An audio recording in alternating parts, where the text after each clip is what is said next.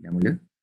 Okey, kita akan teruskan dengan tajuk seterusnya yang terakhir pada hari ini iaitu cost volume untung.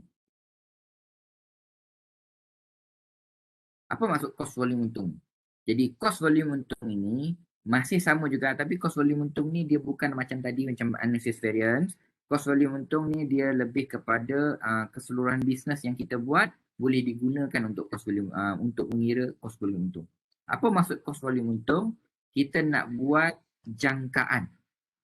Sama juga dalam bisnes ni dia mesti ada jangkaan-jangkaan tertentu yang kita perlu buat dulu sebelum kita nak run bisnes betul-betul. Jadi cost volume untung dia lebih kepada kita nak menjangkakan kalau kita nak berniaga, contohlah kita ambil berniaga handphone tadi kita handphone. Kalau kita beli handphone banyak-banyak dengan kita dah ada sebuah kedai, kita dah ada pekerja, kita dah ada kos yang kita libatkan, maknanya tiap-tiap bulan kena bayar gaji pekerja. Kita ada contohlah kita bayangkan kita punya syarikat ni syarikat elektronik yang besar, ada bukan elektronik, maknanya kita nak ada handphone, ada laptop, ada kata-kata niaga macam tu. Jadi ada 5 orang jual handphone, 3 orang jual section laptop, 2 orang lagi jual section yang bersifat iPad. Karipap. Karipap tak ada. Satu kedai lah kena jual karipap. Kita cerita pasal laptop lah pula kan. So ada yang jual handphone, ada yang jual laptop, ada yang jual PC contohnya. 2 orang jual PC. PC dah tak berapa glamour sekarang. Jadi yang glamour laptop dan handphone yang paling banyak orang beli. Okey, jadi ada 10 orang yang kita kena hire. Dah kena bayar dah. Ada pula seorang tu memang kita punya supervisor lah yang boleh bantu kita banyak. So bagi gaji mahal sikit dia 3-4 ribu. Okey, yang lain-lain kita bagi 1,000-2,000 gaji. Alright? 1,200 commission 10%. Belum kira commission lagi. So commission ada lagi commission, ada lagi kena bayar kita punya kedai lagi sewa, kena bayar lagi elektrik, kena bayar air, kena bayar macam-macam lagi. Utility, ya betul. Semua ada. Jadi bayangkanlah kita buat bisnes tu. Okay, bila kita dah buat satu bisnes yang begini ni, maka kita kena tahu tiap-tiap bulan you kena jual berapa unit supaya kita sekurang-kurangnya tak rugi. Tapi kita tak bagi tahu lah kat staff kita macam tu. Kan, jadi kita mesti nak untung kan. Jadi kita akan bagi tahu kat staff kita diri sendiri kita akan jaga. You tak berjaya jual 5 unit handphone, 2 unit laptop, 1 unit PC, you tak berjaya jual macam ni, bulan ni akan rugi. Gitu. Jadi itu yang kita akan belajar dalam cost volume untung. Jadi dalam cost volume untung ini ada beberapa, itulah dia punya secara umumnya. You boleh baca dalam buku, yang ni saya ringkaskan, itu je cost volume untung. Jadi ada beberapa term yang kita kena mesti tahu untuk buat cost volume untung ini. Pertama ialah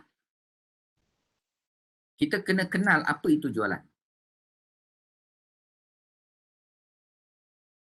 Jadi jualan ini seperti yang saya ulang-ulang daripada belanjawan tadi itu, dia ialah komponen harga seunit darabkan dengan unit jualan. Kena tahu beza dia. Jumlah jualan, harga seunit dengan unit jualan. Soalan kadang-kadang beri jumlah jualan sahaja dan dia bagi unit jualan. So harga seunit kena cari. Ada soalan dia bagi unit jualan dan bagi harga seunit. Kita baru tahu jumlah jualan. Ada soalan dia bagi jumlah jualan dan harga seunit. Unit jualan kena cari sendiri. Jadi pusing-pusing macam tu saja. Ni saya minta yang ini ialah you kena faham. Ada 3 benda yang berbeza ni. Cuma bila dalam soalan kadang-kadang you cantum benda ni. Tu yang kena pening. Bila kita tengok soalan, bila nampak je perkataan ni mesti nak guna formula yang tu. Dia bukan mesti guna formula tu. Dia kena pakai juga benda logik. Bila nak jawab dia kena ada logik tu. Jangan tengok je soalan, buat je apa benda yang kita belajar. Tak semestinya. Seterusnya, yang kedua, kita kena tengok apa itu namanya kos berubah.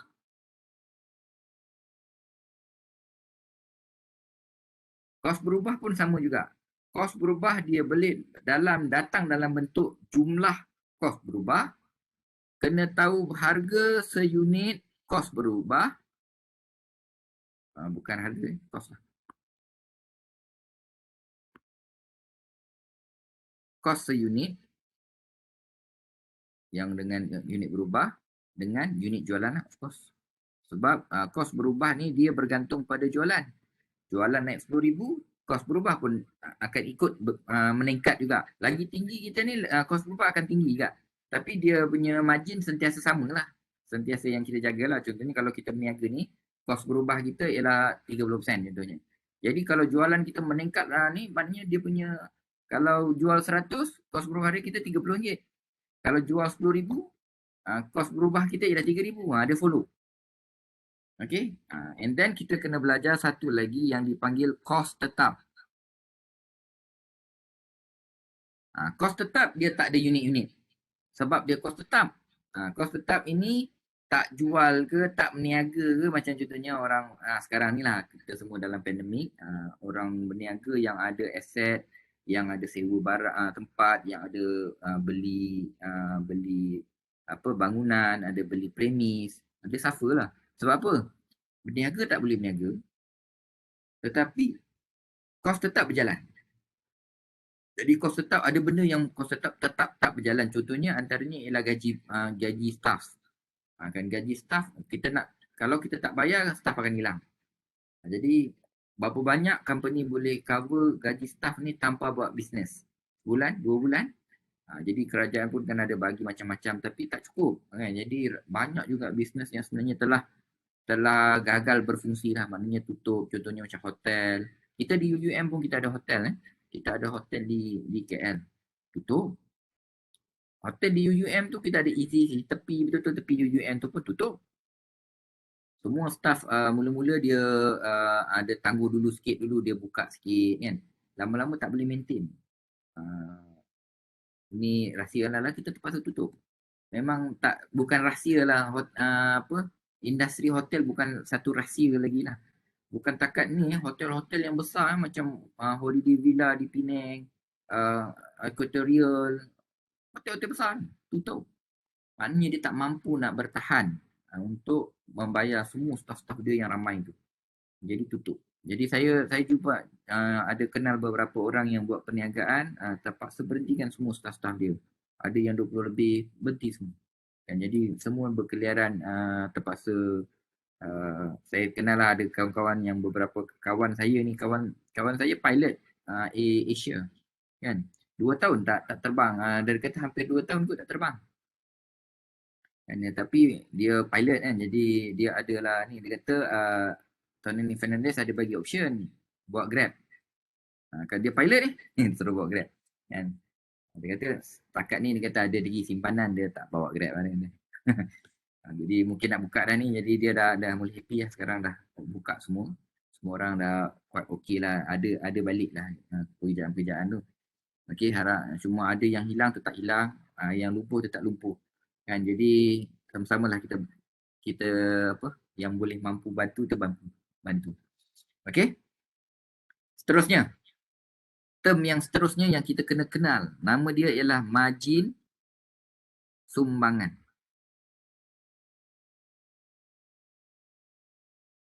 Okay, margin sumbangan ini lebih kurang kita punya untung kasar. Tapi tak boleh cakap untung kasar juga. Dia kena sebut margin sumbangan. Apa maksud margin sumbangan itu? Dia datang daripada formula ini. Jualan tolakkan dengan kos berubah.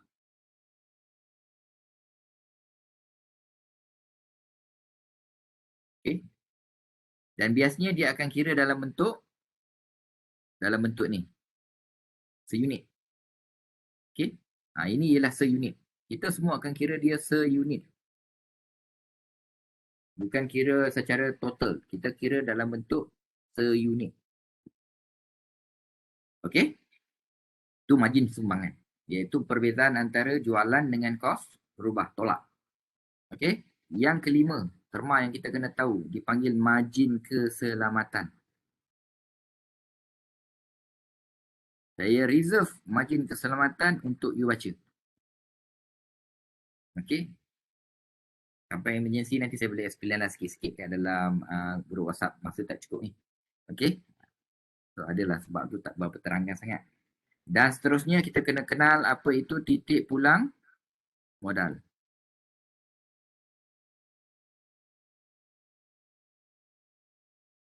Ataupun ringkasan dia panggil TPM, bukan Timbalan Perdana Menteri, titik pulang modal. Okey, formula dia ialah kos tetap bahagi dengan margin sumbangan.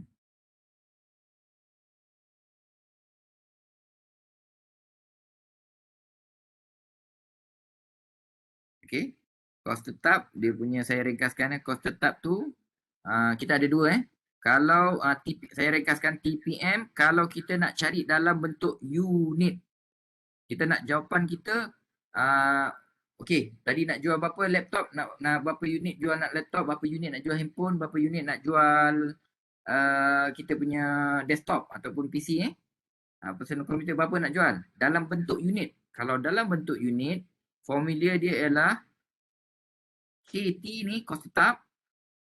Ni KT. Ini MS. Okey, KT bahagikan dengan MS seunit dalam bentuk ringgit Malaysia. Okey, seunit. Tu formula dia. Tapi kalau kita nak cari TPM dalam bentuk ringgit Malaysia, dalam bentuk duit, kita kena gunakan kos tetap bahagikan dengan peratus MS. Peratusan margin sumbangan. Okey. Yang ini ialah penerangan berkenaan dengan kita punya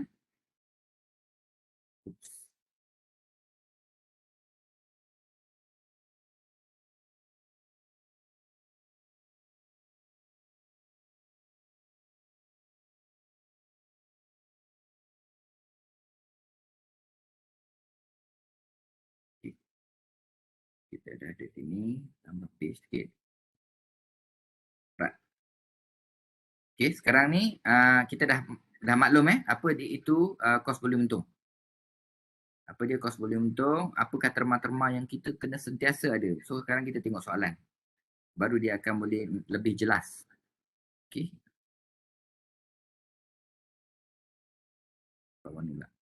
Okey, yang ini ialah kita nak tengok solusi LDK 6. Iaitu kos volume untung.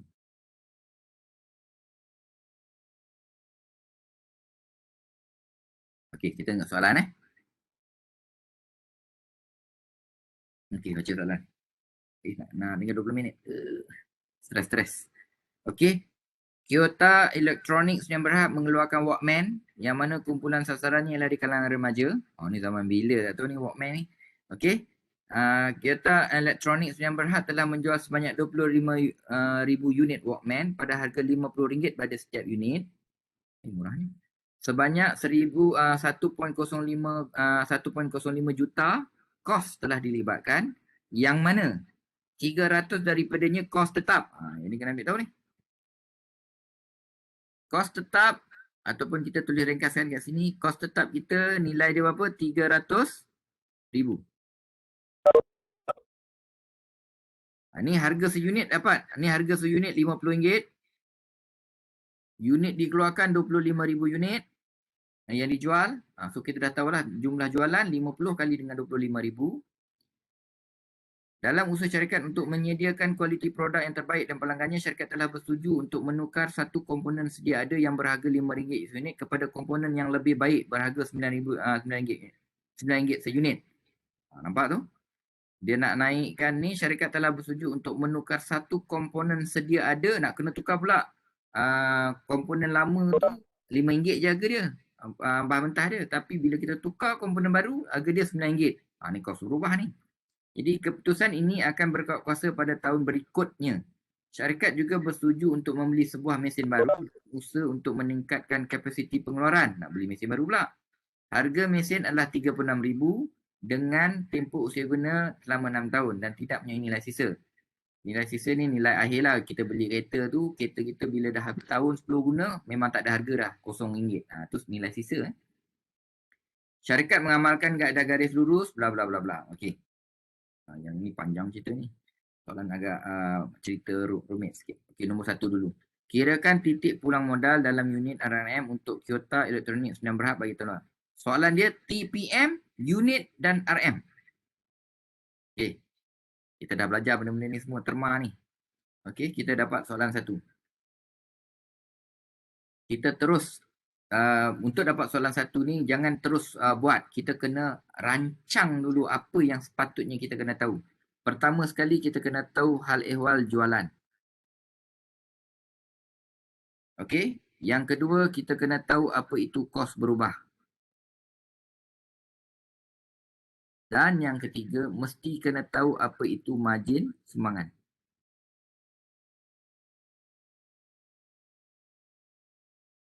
Macam mana pun kena tahu benda ni.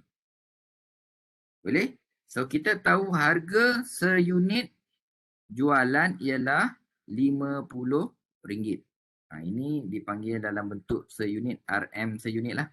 Harga seunit.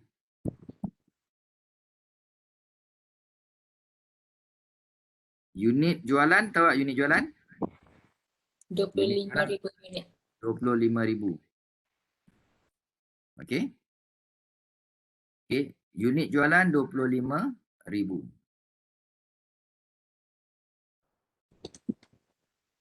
Okey. Saya buat kat sini. Kat sini kan sikit. 25,000. Jumlah jualan? Ni tanda ni tanda jumlah Tanda jumlah ialah 1250 kan 50 kali dengan 25,000, 1.25 juta. Okey. Kos berubah?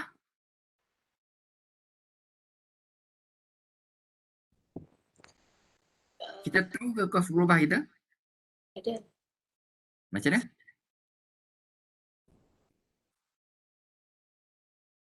Baca setiap sebanyak 1.05 juta telah dilibatkan yang mana 300,000 daripadanya ialah kos tetap. Kamu boleh kira tak kat situ? Kos keseluruhan berapa? 1,050. Betul? Kos. Ni kos semua. Jumlah kos. Dia cakap kos tetap apa? 300,000. Bila kos tetap 300,000, maka kita akan dapat kos berubah berapa? Baki dia lah. Sebanyak 750,000. Boleh faham? Okay. Semua orang senyap ya. So kita dah tulis. Kat sini, kos berubah 750,000. Kena ingat berubah dia punya unit mesti sama. Unit jualan. So boleh tak kita dapat seunit? 150,000 bahagikan 25,000, kita akan dapat harga seunit RM30. RM30. So yang ini ialah total lah. Maka kita pun boleh dapat total lah. Total untuk margin sumbangan ataupun untung kita ni, untuk kasar kita, iaitu RM500,000 dan dia punya unit, harga seunit ialah RM20 margin sumbangan kita. Berniaga kalau jual RM50, kos berubah RM30, margin sumbangan kita ialah RM20. Ada satu lagi item yang kita mesti kena ambil kira, iaitu saya cakap tadi mesti tahu dalam bentuk peratus. Peratus. Jadi dalam peratus ni maksudnya jualan wajib 100%. Wajib 100%. Jadi macam mana kita nak tahu kos berubah ini berapa peratus? 30 bahagi dengan 50 kali dengan 100. Betul tak? So kita akan dapat 60%. Bakinya ialah 40%. Benda ni harus diselesaikan dulu supaya kita faham ini ialah struktur asal kita kena buat. Jadi baru kita jawab soalan yang seterusnya. Jadi soalan seterusnya ialah dia tanya dalam bentuk TPM unit. Okey, dalam soalan dia tanya kirakan titik pulang modal TPM dalam unit dan RM. Jadi dah jadi senang. TPM unit ikut formula saja. Tadi saya dah bagi kan. KT kos tetap bahagikan dengan margin sumbangan seunit. Kos tetap kita berapa? 300,000. Margin seunit kita berapa? Ni margin seunit kita. Berapa ringgit? RM20. So kita akan dapat jawapannya ialah 300,000 bahagikan dengan 20,000. Kita akan dapat dalam bentuk unit dalam bentuk unit. Dalam bentuk unit maknanya kita akan dapat 15,000 unit. Kalau nak meniaga mesti jual 15,000 unit baru akan balik modal. Kalau jual 25,000 keuntung lah. Okey. Seterusnya TPM. Dia bila dah dapat maklumat semua, yang lain-lain macam lebih kurang plug in formula sahaja. Kan? KT bahagikan dengan peratus margin sumbangan. KT berapa? 300,000. Tak faham dia tanya Peratus margin sumbangan boleh dapat tak? Boleh. Kita dah kira pun kat sini. 40%. 40% jangan tulis 40%. Kalau ditulis semula dia dalam bentuk 0.4. Boleh faham 0.4 ni maksudnya 40% lah. Okey? Oh, tak boleh letak 40%. So 300,000 bagi dengan 0.4, 40% ini bersamaan dengan 40% 0.4 ditulis 0.4 lah dalam ayat matematik, bukan tulis 40%. Kita macam mana nak bagi kan? Kita bagi 0.4, 300,000 bahagi dengan 0.4, kita akan dapat RM750,000. Ini jawapannya. Boleh faham? Selesai soalan pertama. Soalan kedua. Dapat 2 markah je pun. Okey? Seterusnya, sekiranya syarikat menetapkan sasaran untung sebanyak 280,000, berapakah unit produk yang sepatutnya dijual pada tahun lepas? Soalan yang sangat senang. Okey, you all pun kali pertama tengok nampak susah lah, tapi senang. Okey, yang kedua ni dia nak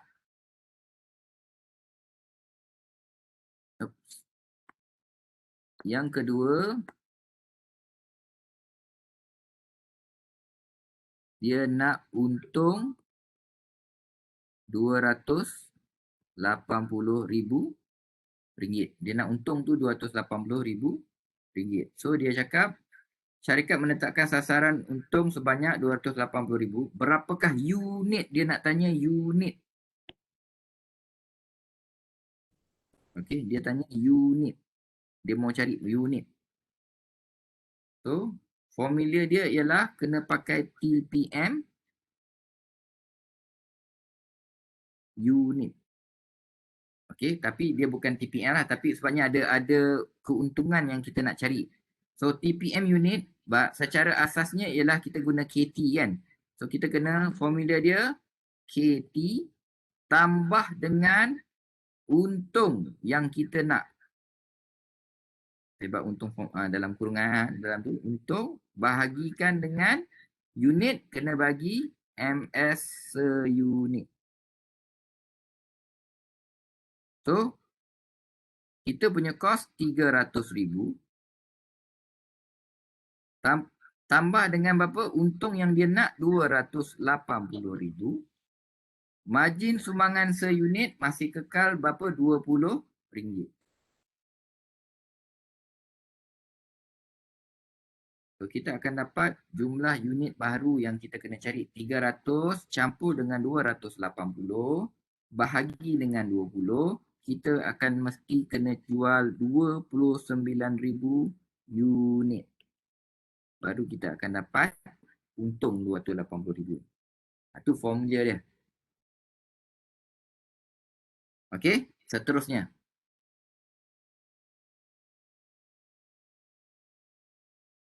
Mari kita tengok soalan. Andaikan syarikat bersetuju untuk mengekalkan harga jualan dan melaksanakan perubahan yang dicadangkan, kirakan bilangan unit yang harus dijual untuk mencapai titik pulang modal pada tahun depan. Yang ini nak kena digest ni, yang kita kadang-kadang Allah penat nak digest ni. Okey, apa yang dia suruh kita buat ialah dia kata dia nak mengekalkan harga jualan dan melaksanakan perubahan yang dicadangkan. Dia nak buat pelaksanaan perubahan. Apa perubahan yang dia nak buat? Perubahan yang dia nak buat ialah pertama sekali dia nak tukar komponen daripada komponen RM5 kepada komponen RM9. Itu yang nombor satu. Okey. Pada yang mana yang sama, dia nak beli mesin RM36,000. Di mana dia ada tempoh usia guna selama 6 tahun. Jadi ada beberapa benda yang kita kena kira. Okey. Jadi yang ini saya akan cepatkan sikit lah. Masa dah tinggal 10 minit. Okey. Yang ketiga ni kita kena kira dulu. Yang pertama sekali kita kena kira kos berubah. Kos berubah dulu. Okey, kos berubah asalnya berapa jumlah kos berubah kita? RM30. Kos berubah kita ialah RM30. Kita nak ubah komponen. Nak buang komponen RM5, nak tambah komponen yang baru iaitu RM9. So sekarang ni kita akan dapat 30 tolak 5, 25. 25 tambah 9, RM34. Sekarang kita akan dapat nilai yang baru untuk kita punya margin sumbangan. Macam mana kita nak buat? Kita kena ringkaskan semula. Jualan kita nilainya ialah RM50. Tak, jualan dia kata kekal kan, tak berubah. Kos berubah kita dah berubah daripada RM30 sekarang dah jadi RM34. RM34. Sekarang kita punya margin sumbangan yang baru 50 tolak 34 ialah RM16. RM16. Kalau kita dalam kira dalam bentuk peratus, yang ini ialah 100%. 34 bahagi dengan 50, kita akan dapat yang baru 68%. Dan kita punya margin sumbangan yang baru, tolakkan 68, kita akan dapat 32%. Dia kena kira balik. Dan satu lagi perubahan yang dia nak buat ialah dia nak beli mesin baru. Harga mesin RM36,000. Jadi RM36,000 ni aset, dia tak ada kena mengena dengan kos. Kan, tetapi aset ini dia akan kacau kita punya nilai susut nilai. Macam mana nak cari nilai susut nilai? Dia kata 36,000 tadi tu dia boleh bertahan 6 tahun kan? 36,000 boleh bertahan selama 6 tahun. Jadi kena cari susut nilai dia 36,000 bahagikan dengan 6, kita dapat nilai tambahan RM6,000 setahun untuk susut nilai. Susut nilai ni ialah belanja. Menyebabkan kos tetap kita pun berubah daripada 300,000 kena tambahkan dengan 6,000 ni. So kita akan dapat 306,000 untuk nilai kos tetap yang baru. Yang ini yang kalau nak susah pun inilah dikira susah. Kan? You all pun nampak ni macam nak apa ni. So baru tanya soalan yang basic balik. TPM unit. Kan TPM dalam bentuk unit samalah. Formula dia ialah kos tetap bahagikan dengan margin sumbangan seunit. Sekarang dah ada benda baru. Kos tetap yang baru 306,000. Margin sumbangan yang baru RM16. Okay, RM16. So kita akan dapat, dia terus cari dua-dua ke? Dia punya soalan ialah cari bilangan unit sahaja kan. So kita cari yang unit sajalah. Yang ringgit you all pun boleh cari kan kalau nak buat. 306 bahagikan RM16, kita akan dapat Saya dah kira ni. Saya dah agak-agak memang tak cukup masa. 19, 12, 125. 25. Okey. Kalau nak buat TPM ringgit Malaysia pun boleh walaupun soalan tak minta. KT bahagikan dengan peratus, margin sumbangan pun dah kira boleh kan? KT yang baru 306,000. Kita punya peratus yang baru 32%. 0.32. So kita akan dapat jumlah RM, bundarkan saja kepada yang ribu yang ratus yang ni, 250. Okey? Yang terakhir.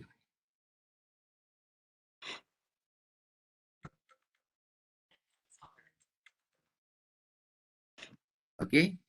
Andaikan syarikat bersetuju untuk mengekalkan harga jualan dan melaksanakan itu dah baca. Yang kelima. Yang keempat lain, kelima lain saya terbaca yang lain. Andai syarikat bersetuju untuk mengekalkan harga jualan dan melaksanakan perubahan yang dicadangkan, berapakah bilangan unit yang harus dijual untuk memperoleh keuntungan yang sama seperti tahun lepas? Okey, keuntungan tahun lepas ni berapa?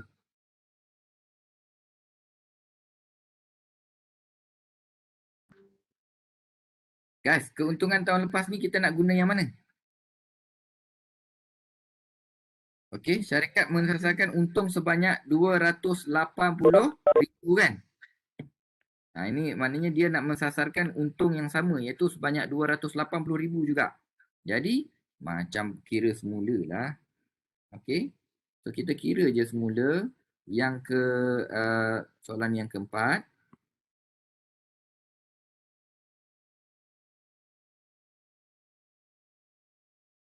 Yang keempat. Okey, yang keempat dia nak untung kekal untung kita kekal 280 RM 280,000 selepas perubahan.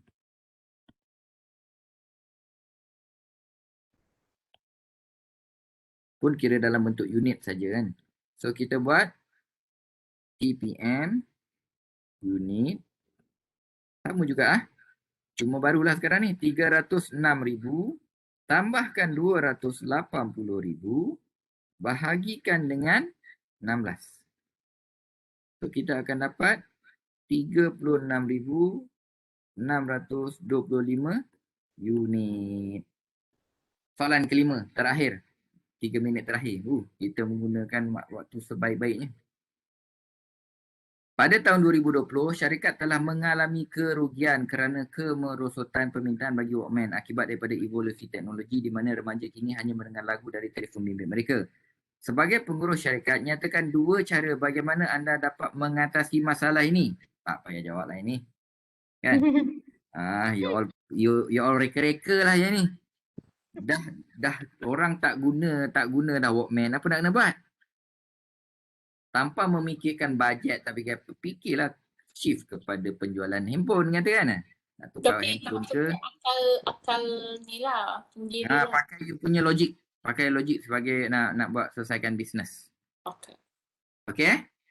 Okay. Alright. Alhamdulillah. Itu sahaja kita punya kelas pada hari ini. So saya akan stop kita punya Stop.